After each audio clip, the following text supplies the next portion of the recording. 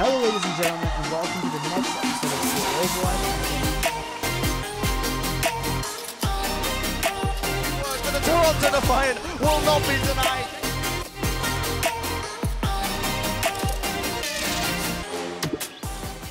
Hello, ladies and gentlemen, and welcome to a special episode of CAEsports. I'm one of the hosts, Spencer. With me is Chris, and not always with us, but we're very, very honored to have him on, is obviously WHEATS. He's one of the coaches of American Tornado, and he has been polite enough and kind enough to take the time out of his day to come on here and sort of talk about, the journey that he's taken to being one of the coaches of probably the best contenders team, at the very least in terms of like North America and Europe in terms of their contenders teams. And we're very thankful to have him on. So with that out of the way, we kind of just jump into things. WHEATS, thank you for coming on, and how's it going? Doing good. Thanks for having me. Not much going on these days. We're in between contender seasons. So. Yeah, you guys are in between contender seasons. What do you guys usually do in the off week? Do you guys literally not touch the game at all, or are you just kind of scrim every now and then? Or we usually would scrim just straight through, like day after the match. We would just keep scrimming because of it's usually we had owl scrims in advance, but we cancel our scrims. Everyone wants some time off. We had like a pretty grueling grand final, so everyone want to take some time out. They're all playing ranked still, but they just don't feel like scrimming right now. Yeah, true. So I don't really mind giving them a week off. I mean, grueling grand finals, but it looks like you guys went 3-0 3 times in a row just before winning it out. Seemed like it was pretty dominant up until the very, very last game. Yeah, it was basically our style was working effortlessly, so you really have to change anything. And then the grand finals, we kind of got curveball, and we're a little stubborn when it comes to like changing stuff. We knew we could just play Orisa the whole time and win, but it kind of takes a team like ours. There's gonna be egos because of how good we are. So like, well, we're just playing wrong. Let's just keep playing our stuff. That's what most teams would want to do anyways. But when we were down 3-1, we just let's start playing Orisa and just win this. Like, let's not lose. And so then what was some of your major, I guess, in your opinion, some of the major improvements that Odyssey obviously made because you were able to beat them in such a, not a dominant fashion, but obviously you get that 3-0 victory when you first play them and they kind of come back and it goes to 4-3. What were some of the adjustments I think that they made that really threw you off there? Honestly, I felt like a completely different team the second time we played them. They were actually, the first time we played them, it kind of felt like they were just laying there, not really doing anything. But they're fine. Honestly, we played in grand finals. They're going first. They're running their Orisa into our Ana. Like, they're doing all the stuff you have to do on that double shield comp to actually beat our comp. Instead of letting us go first, they were actually doing whatever they wanted, really, when we were playing dive. And honestly, I still think we could have beat them, but on dive, maybe that's just my like coach brain like thinking I was right, whatever. But you just gotta hack. They played a lot of adjustments, so And really interesting. So you mentioned like owl scrimming. Do you guys normally scrim lots of different owl teams? Yeah, we usually only scrim owl teams actually, but because of last patch. So there was bans in owl and there wasn't bans in contenders. So we actually had to scrim contenders a lot more last month than we usually would. Yeah. I'm not sure why they do that or why I don't like the bans in the first place, but if they're going to do them, I think they should do them in contenders as well. No, I totally agree. That makes a lot of sense. And scrimming. It used to be that way, right? Like last year, it used to be the bans were consistent across both. We had bans, yeah. But everyone complained in contenders, so they just got rid of them. But honestly, it's not as good for the best teams like us to have to scrim, because at the end of the day, we're just making the other teams better when we scrim contenders teams. We don't really learn much from playing them. Yeah. And obviously, you're right. Obviously, there must be a big difference between scrimming a team in contenders versus scrimming some of the better owl teams that I'm sure you guys are kind of used to at that point. So, that's actually a great point. One of the things I never even thought about, but it is weird that it's a unique problem. Yeah.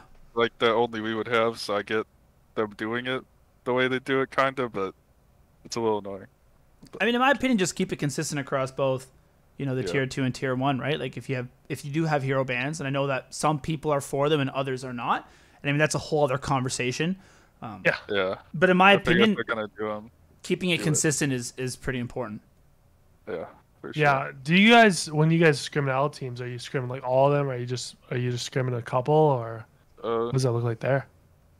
We scrum pretty much everyone except for like some of the bottom ones. They're kind of, I mean, it's kind of the same as contenders teams. So maybe not Toronto Defiant, one of those teams that you're not currently Oh, scrimming no. against. We scrum Toronto. Oh, nice. We have no problem with Toronto. They're not. There's definitely a tier gap between Toronto and like the worst teams. Fair enough. Are you I don't know if you can share this, but are you ever beating a team like Toronto? Oh, I'm sure. Is it getting close, or are you just more like learning experience? I don't know if I should really say. Okay. How scrims Okay. go, because That's I'm not. okay. Don't want to lose scrims with them. So. Yeah, fair enough. Well, yeah, I was gonna say fair not enough. Toronto specifically, just other IL Yeah. teams like but regardless, you're right. I don't want to put you guys in a position where you're not able to scrim Overwatch League teams when you guys when the ban systems obviously do line up. Yeah. We do good enough to keep getting scrims. Exactly. Is all I'll say. Exactly. Is there any teams maybe that like you think really impressed you in scrims that maybe I don't want to say haven't put it together on the big stage? Were there any teams that you guys from your scrims think are like elite teams that maybe just haven't quite shown it yet, or maybe the public perception hasn't caught up to that yet? I mean, everyone will say this even if you're not me, but like I don't. Gladiators and scrims is like probably the greatest Overwatch League team Of all I've time. ever seen. Yeah. That's I crazy. wonder- They're so good. I wonder if that makes me just think that they like crack under pressure or something Yeah, like I'm that. not I don't sure know. what to think about them, but they really are as good as ever. Like there was all those pre-season rankings from all the players and stuff. They had Glad super high, and all the fans were like, "How could you put Glad so high?" It's Yeah. like, well, if you're in there, you see these guys like playing how they play. Of course, you're gonna put them that high, but Yeah. I mean, I'll be match completely is- honest. I was one of those people, right? Like when Chris and I did our power rankings, I had Glad's, I think 3, because I was like, even if you do buy into the scrim bucks, which I never think you should go 100% in a scrim bucks, but I also don't think you can just cast them aside as if they're nothing.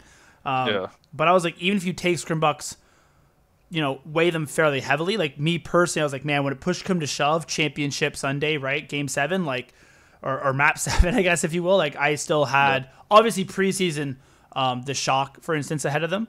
But Gladiators have shown that they're very, very talented. They got a little bit of a rough start, but since then have really turned it around and I mean, show that they're one of the best teams in the game. And obviously Dallas have been doing their thing. But outside of Dallas, they're one of those most consistent teams. And I guess we'll see how they bounce back for stage 3. Yeah, Dallas is really surprising how good they are. I don't think anyone could have thought they were gonna be this good. No, I Yeah, haven't. they just destroyed everybody's pick'ems at the start. Because like, But it makes sense on paper. Their tank line is the best. Like, I don't think there's really anyone. Like, there's people that are close, kind of, but I don't think there's anyone on their level. yeah, and I think that there's like when people talked about the team, though, you're right. Nobody ever really sat there and said, okay, their tank line is the issue. But I think that, I mean, I myself rated them lower because I was like, they don't have a hit scan, and I still stand by the logic of a team not having a hit scan is a pretty large hole. So the fact that they were able to really overcome that is incredibly impressive. You're right. It goes to the tank line, the support line, the talent, obviously, of Doha and Sparkle, especially in the stage 1, stage 2 performances, but also just the coaching, the ability to kind of figure out strategies that really enable that sort of play style. Because they've just been running it for 2 stages now, and it doesn't seem like they're going to slow down. They definitely make other people play their game, which Yeah. is unbeatable pretty much if you can ever do it. Yeah, exactly. Because they're Yeah. never gonna get mirrored in like talent gap. Like for example, in like the Odyssey game, where like, oh, we're losing to that comp, we'll just go their comp and beat them because we're better. Like that's never gonna happen to Dallas. They have some of the best players at every role. So Exactly. Yeah, you really hit the nail on the head there. And just to take a step back, I want to focus a little bit more upon you and American Tornado right now, just before we touch on the players and Aspire.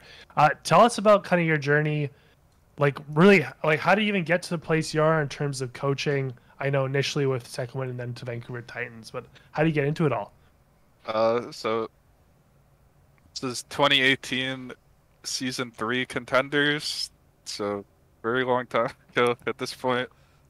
Doesn't feel that long ago, I guess, but when you say it, well, I just they didn't have replays back then, so I was a VOD recorder for Second Wind. Like I just went in and recorded their practices. I didn't really know too much about. I mean, I was like a 4100 like player. I wasn't very good at Overwatch. 4100 is good, yeah. I wanted to be Interesting. like a pro. Yeah, I wanted to get involved in esports because I watched CS:GO for a long time. Mm-hmm. So, and I was watching all these Overwatch events, and I was like, man, I want to be a part of Overwatch, but I knew I wasn't good enough as a player, so I just became a VOD recorder just to be like around a team Mm-hmm. and see what it's like. And then second one like way overperformed what anyone ever could have thought they would, and our head coach got poached, made to Gladiators Legion. Yeah. So that kind of bumped everyone up the food chain of like what your job is on second win. So then now I'm assistant coach, and then Flubby gets poached the next season to Giganti. Mm-hmm. So then now I'm the head coach. I'm like, oh, so then we're at 2019 season 2 at that point. Yeah. How did I was gonna say, correct me if you're wrong, and this might be a little bit of a tangent, but were you on second when I'm 37 kind of came in there, was poached by Toronto Defiant in 2018? So I was on second win pretty much all of its existence. So yeah. That's so funny. What were your thoughts on that, to kind of see the speedrunner kind of come into the Overwatch League, and obviously I'm 37's really bounced back. Believe how fast he went up, because they wanted Toronto was asking him about him before he even played for us. Like, we didn't even know how good he was as second win yet, and they wanted him for Al. We were like, wow, that's crazy. Yeah. Like, so we were like, okay, I guess, like, because during that time where we got him, we actually lost. We had this roster that is now like really good players you would think of, but back then it was like we just took them out of open. It was like Ice, Speedily, Yeah. Bird, like all these guys. They all got taken from us like week after week after week on second win, so we were just filling the gaps. Like Ice got taken to Boston up front of the Academy, so like, okay, let's get I'm 37 from Wave Check, and then he got taken the next week. Yeah. So it's pretty rough to lose him that fast. Yeah. That's a tough go. Eh? Obviously a testament though to your guys' like scouting and your development, right? I think second win had always had that reputation of being able to scout and develop up and coming talent. Yeah, I think we had a pretty good eye for talent on second win. Mm-hmm. That's awesome. And I guess on that note, tell me, it sounds like a pretty kind of good way to be able to move up the chain in terms of getting towards a head coach position. I guess, what did you learn along the way, and how did your kind of role change? Was it just kind of basically adding on extra little bits? Did you really, like, who did you even also I pretty much learned with? everything from Flubby. He's Yeah. the Vancouver head coach now. Mm-hmm. I think Flubby's actually probably one of the smartest guys I ever talked to about Overwatch. Like that guy instant, like even me, I don't know, I think I'm pretty good now, but I still have to watch something more than once to kind of be able to give feedback on it. That guy knows right away. But he was also a Contenders player before he was a coach, so he's definitely a higher level player than I was. So it makes sense. Really just going from assistant coach to head coach was just having the final call on everything, and like everything being your fault instead of me giving Flubby an idea and then it works or it doesn't work, but it's his fault. Like now it's like, oh, it's everything's on me. Like I get to call the shot at the end of the day. Yeah. I mean, obviously when you win like 2 straight Contenders tournaments, right? Like at the end of the day, it's a pretty good start. So yeah. It's a pretty good go. And now you obviously went to Vancouver, went back to, I believe, Noble for a little bit, and now you're at American Tornado. So I guess, what did you learn kind of along that path, and especially at Vancouver Titans, because you're in that kind of situation, you're dealing with obviously some really top level talent, but also in a really high pressure area. And just a shitty situation overall, right? That was a team that was the second place team in season 2, and they had that whole falling out. Like, it must have been a very difficult situation for a coach such as yourself, maybe a year and a half in, to really kind of be thrown into. I think it's definitely the hardest possible situation that anyone's first Overwatch League experience could be. I don't think anyone. I mean, I don't want to sound like some self-pity, but I don't think anyone ever had it worse than us in the history of the league. To be honest. Yeah. Like, it was. Nobody likes you in the first place just for being Vancouver. Yeah. And then also you're working on super restricted, like with a super restricted roster because half your second win guys are under 18, so you had to build a roster Yeah. And there to was go compete in the Overwatch League, and then you have guys on a million ping every day.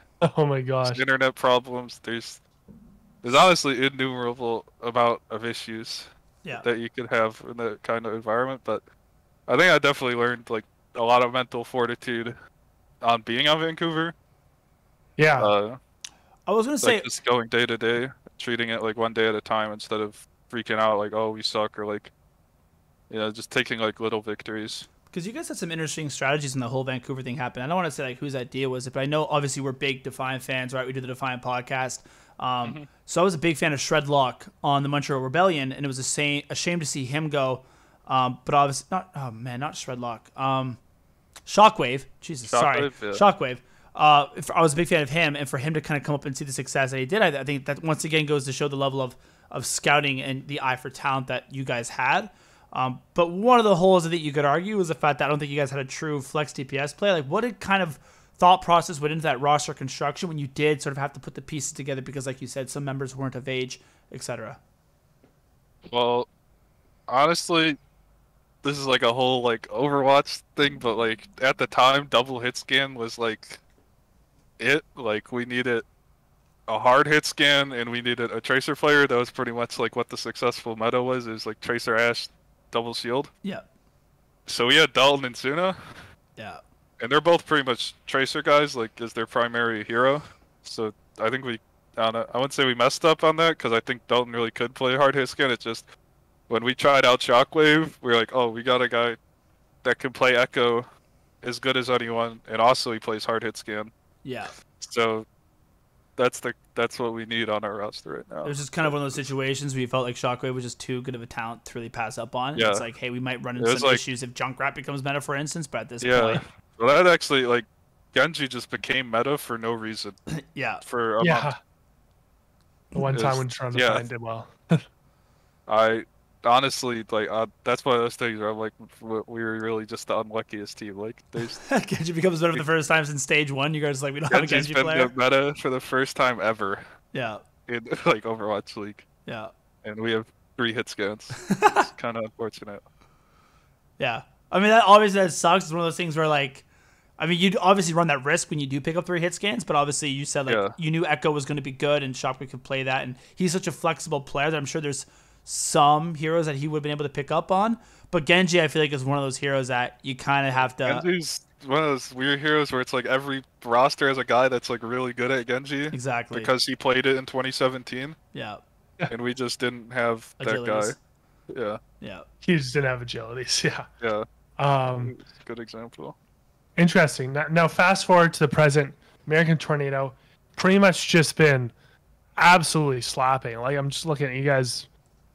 Oh man, first, second, first, like, yeah, it's crazy. What do you think has been some of the biggest reasons that have led to your guys' success? Well, I think we genuinely have the best player in contenders at every single position on our team. So there's the like talent. First of all, I don't think you can beat that in tier 2, and honestly in tier 1. Yeah. But it can be countered harder because you can do a lot more review and stuff. But in terms of tier 2, they're the most talented. They're all friends with each other, so they play ranked together 10 hours a day and then scrim together on top of it. So they have chemistry that's kind of unmatchable in any like team environment. That would be like a team someone else built. Yeah. Because this team was built by each other pretty much. Like, I'm tired of playing with bad players. Like, let's get all the best guys on one team. So they came up as a tier 2 drama alert. Yeah. And then Keemstar like got mad at them for using their name. So they had to switch it to American Tornado. So that's so funny. Yeah, very clearly a parody of British Hurricane. So I very much was a fan of that, and obviously it was a great story for them to actually play them in that sort of crossover event where they were able to take the victory. There's a few names that I really wanted to highlight because you did bring up the talent. I mean, obviously we can kind of start with Aspire because as Defiant fans, he played for us and played very well, and he is also one of the few players on this team who's actually eligible to play because of his age. So I know you don't have a ton of experience with Aspire because he was recently loaned to you guys before he was picked up, and I think he's only really played for you in this most recent tournament. But if you want to give some, brief thoughts on what he kind of brings to the table, then we can kind of dive a little bit deeper into some other members of the roster. I can tell you that like the month before we played against him when he was on dark mode. Yeah. And he's one of the only players we've ever played against that like gave us problems to like where we had to talk about him. Yeah. Like we're like, what do we do? Like, what do we need to do differently because this guy's owning us? Yeah. I think some players have like this playmaker thing they do like that you can't really teach people, and he definitely has it.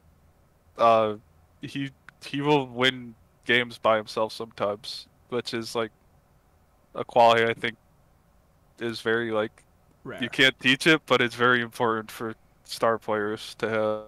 I honestly think everyone on American Tornado has that like I could be the one to win us this game. Pop off potential. And that's why we almost never lose, is because of that star, like the way they play the game, or they're always trying to be the one to carry. So. It's interesting too because when he kind of played for Defiant, I do feel like he played a little bit more of a passive sort of play style, but I do think that there's a very good argument to be made that that's because of the fact that Defiant was essentially an all-Korean roster, and he kind of got thrown in there last second and was like just trying to make the best out of a very bad situation, and yet he was still able to have those moments that you just spoke about where he like single-handedly carried a fight. And so you're right, it kind of goes to show, what could he do if he was put in a little bit of a better position, i.e. a team that speaks the same language as him, and i.e. a little bit more time to scrim and be coached and all those sorts of things. So I think the hit scan talent coming out of NA is actually ridiculous. Like as far as obviously leading the charge, but Iced on Odyssey is a star in the making. Like not in the he is a star of a hit scan in tier 2. Hydron is obviously he's my guy, so I'm more biased towards him. But I think he's gonna be a star player in the Overwatch League. Like because not too many guys play Tracer and hard hit scan that like as good as each other, but I think he really does. So that's a good point. But yeah, I think Aspire is leading the charge for like a big NA wave of players that are coming in that are like 16, 17 right now. He's 18 obviously, so he can play, but yeah. No, I mean you clearly saw it. Excuse me, in the game that we saw, and not only did he show that he was able to perform and like can compete, but he at points was outplaying, some of the best players in the world, right? Like you very saw him go head to head and hold his own. Another player I really want to bring up, and I actually don't know his age, but I know his nationality, and that is of course false, because I'm always a big fan of cheering on any Canadian talent that does enter the league. Toronto. Yeah, exactly, and he's one of the few Canadian players in tier 2 that I think has a legitimate shot of maybe taking that next step. And obviously it didn't work out for some people in the past, but I think he's a really good player. Why don't you maybe just speak a little bit more to what he brings to the table and his potential future in the league?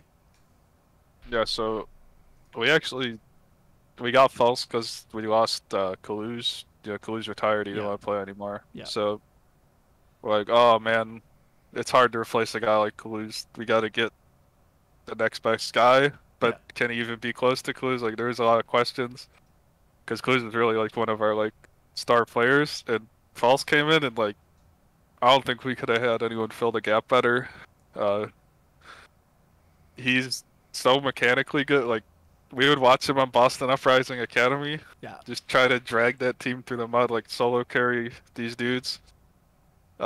He's another guy that's always playing to carry the game. Like he doesn't really, he's not gonna play like passively let other people, like, because that was the issue he had at first when he joined American Tornado. I think he was like kind of nervous to be on like such a good team because he's never really been on a team like that always wins. Yeah.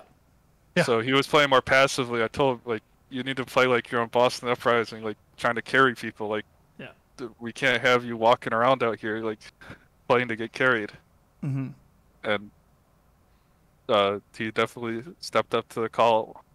I think he'd be one of the best off tanks in the league if he went right now. I think he is 18, like exactly. Yeah, I was going to say, I was unsure of his age. That was the only thing. But I do remember him watching, like you said, Boston Uprising Academy last year, and he was one of the few bright spots of that team.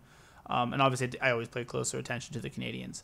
So I very much was like, oh, like this is a great opportunity for some more potential Canadian talent to kind of come in there. And I was surprised that he didn't get more looks in the offseason. But judging by the success that American Tornado has had this year, I assume that that's one of those things that this offseason will very much change. Yeah, I'm hoping this offseason is the time where honestly I think a lot of these American Tornado guys were split on separate teams, so no one really knew how good they were.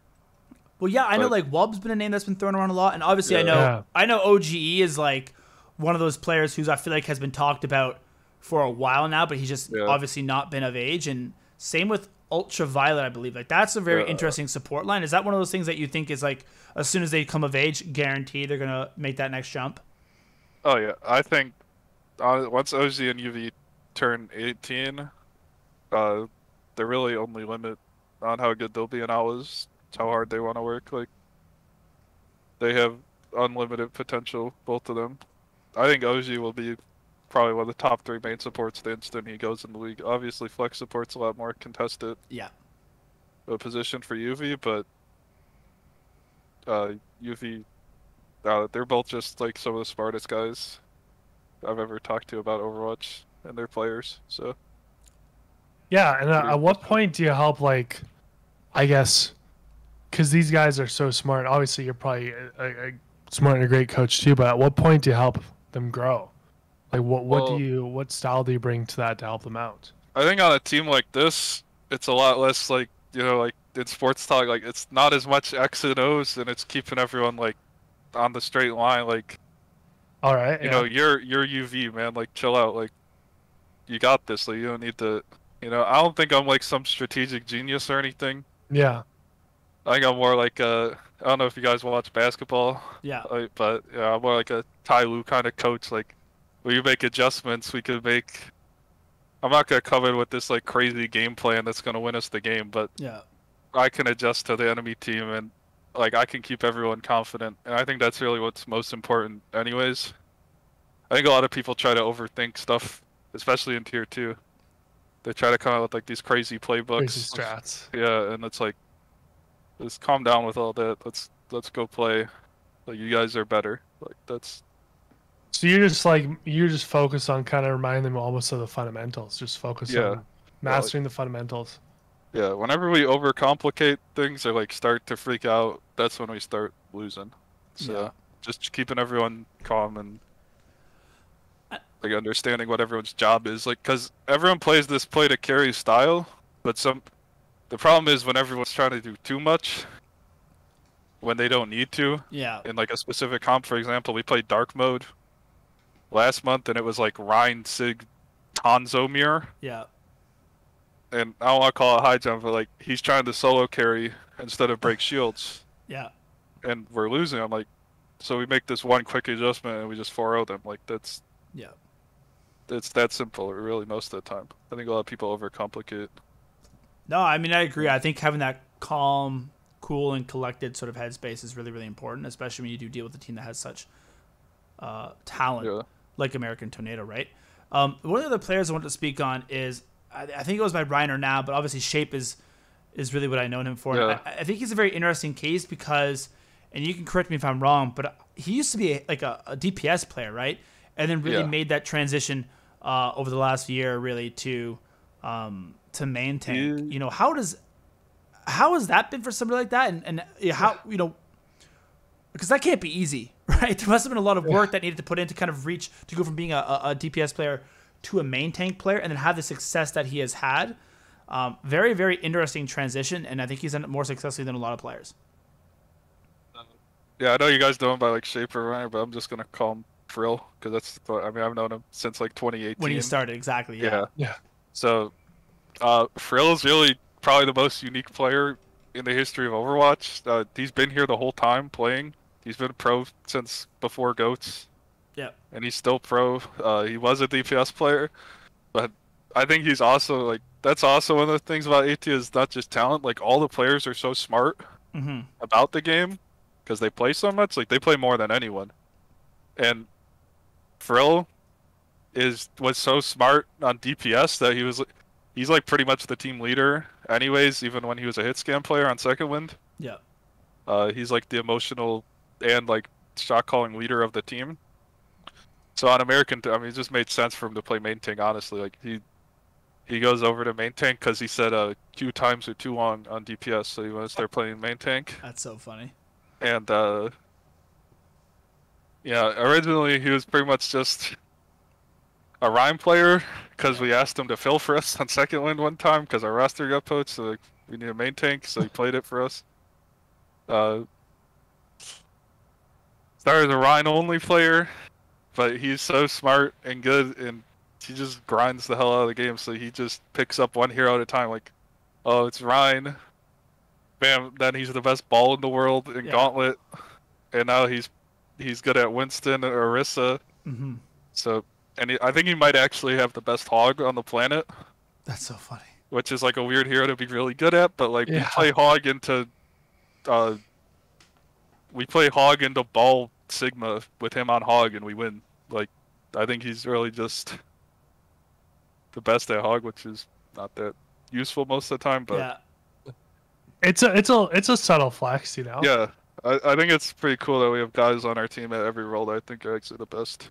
Yeah, and it's gonna be really interesting too because, like you said, at some point in time you can be really, really good or the best NA player at a certain position, but there's some positions that are just more competitive than others, right? Like you mentioned with Ultraviolet, the fact that the flex support position is so stacked, and to really make your name at that flex support is extremely difficult.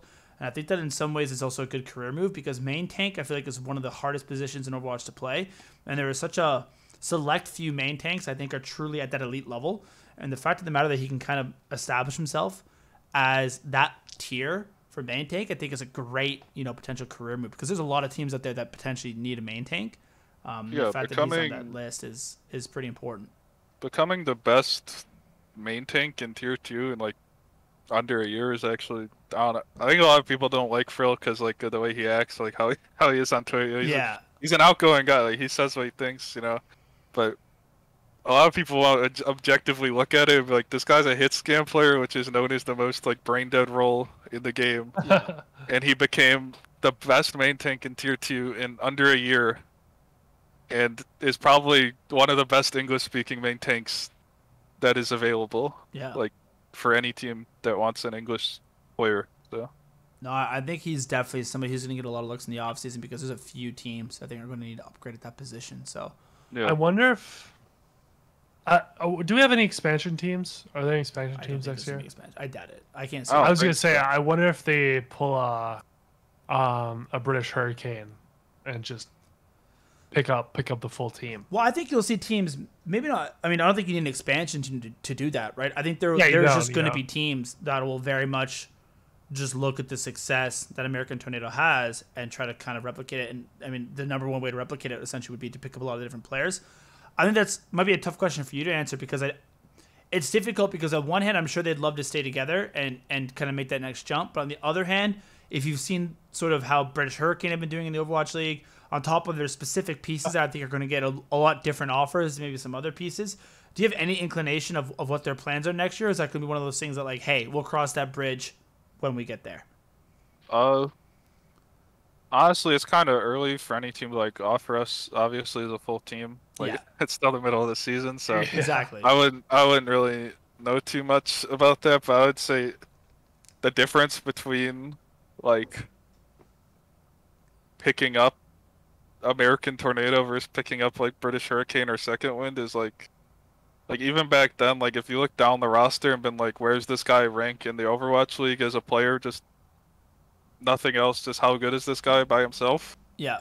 Both Second Wind and British Hurricane were more of like a teamwork kind of thing. Like, we don't really have the best guys, especially Second Wind. Like, we never had the best guys because there was academy teams, so we were like whatever was left over building the best roster. And then like Hurricane, I mean, this might be biased because I'm NA, but like they dominated EU, and we beat them. Like, I didn't think they were gonna do well anyways, quite honestly. So. No, that was always my biggest point. People are like, "Hey, they're dominating this," and EU. I think EU talent was a little bit underrated, but I also was like, guys, like let's not forget that American Tornado, beat them 4-3. Like before we start putting these guys ahead of Defiant, ahead of Boston Uprising, like I was like, how about we chill for a second here?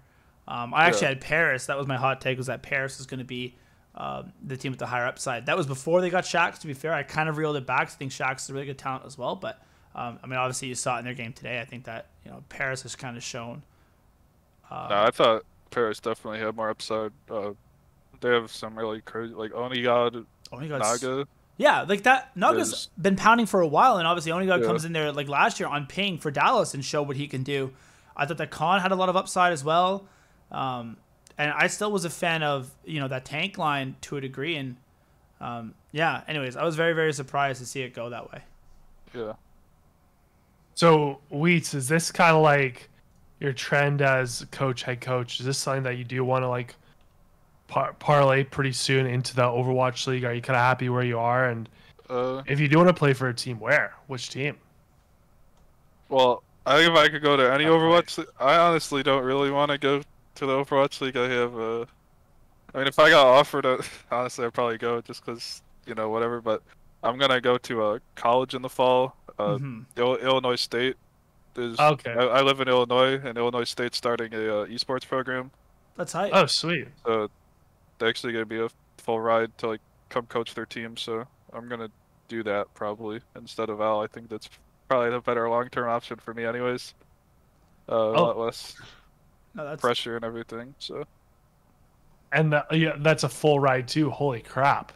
Yeah. I know American colleges cost a lot more than Canadian colleges. Yeah, it's not easy to get. I definitely would not go to school if it wasn't paid for. So that's obviously. But if I could be on any opportunity, team for the question, it'd probably be Houston. Like, I think that's like the best org, first of all.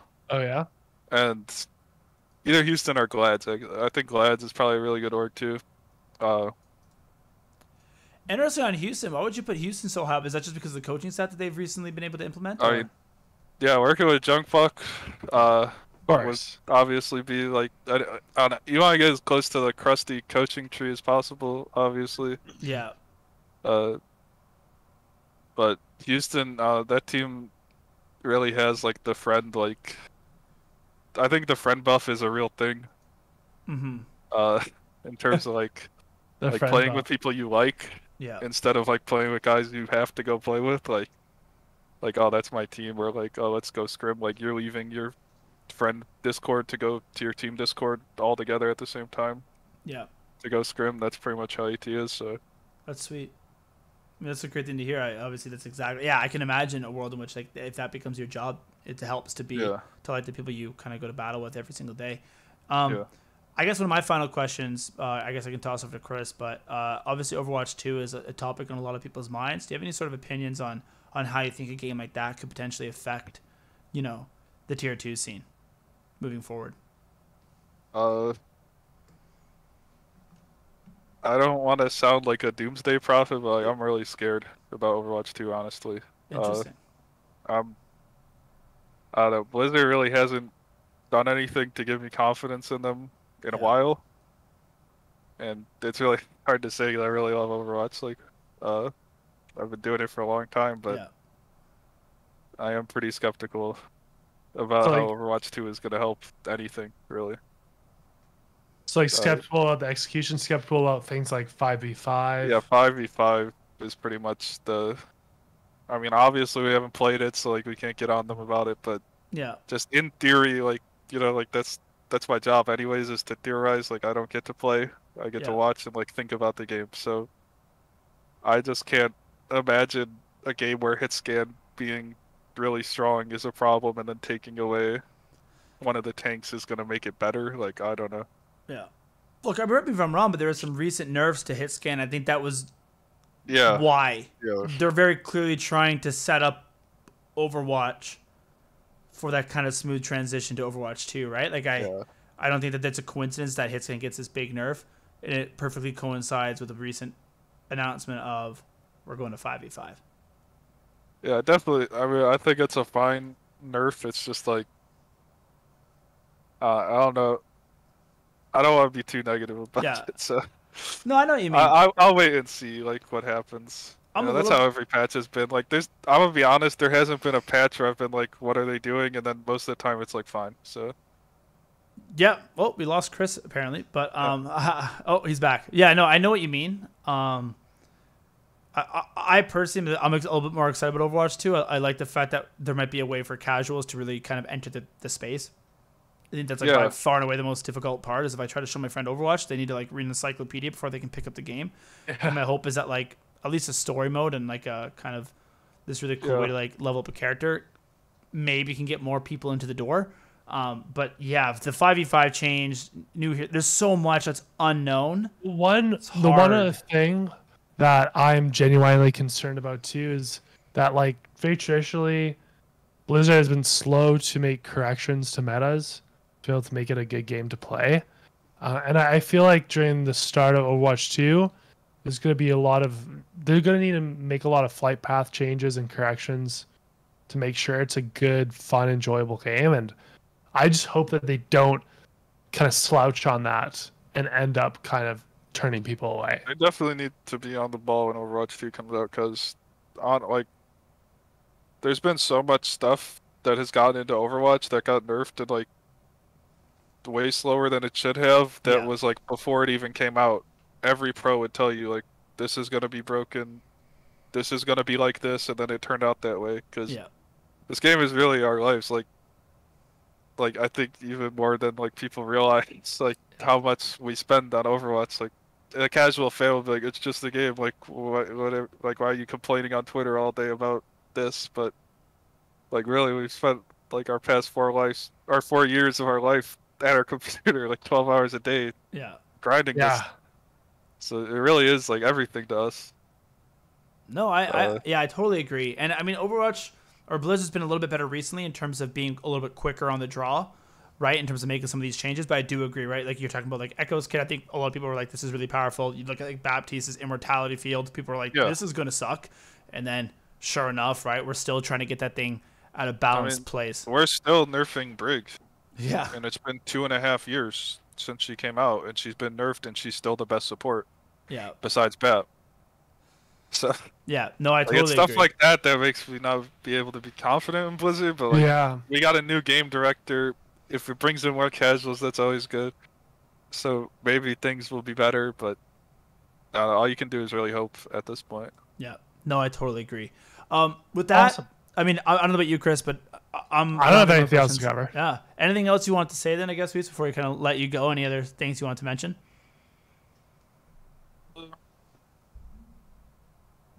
No, not really. I think I said everything. Awesome. Well, just before we head off here, once again, thanks for coming on.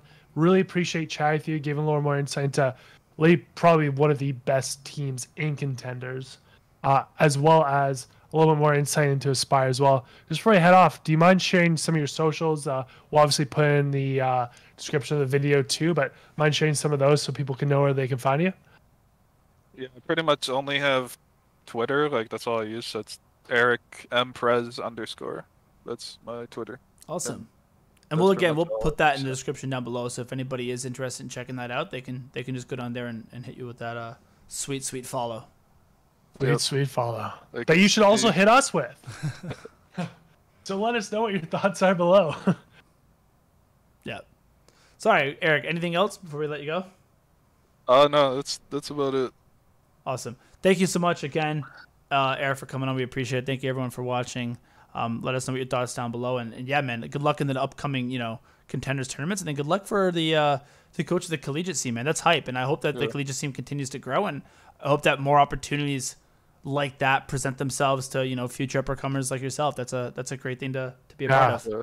I think it's definitely the future of Tier 2 Overwatch because there's really not much support for it outside of that. So. And the fact that you can get education alongside it, I think really helps, like that transition period after. Like if you do want to, for instance, go into esports, you now have an actual formal education that you can bring to the table on top of all of your experience. So that's phenomenal. I didn't even know. Win-win.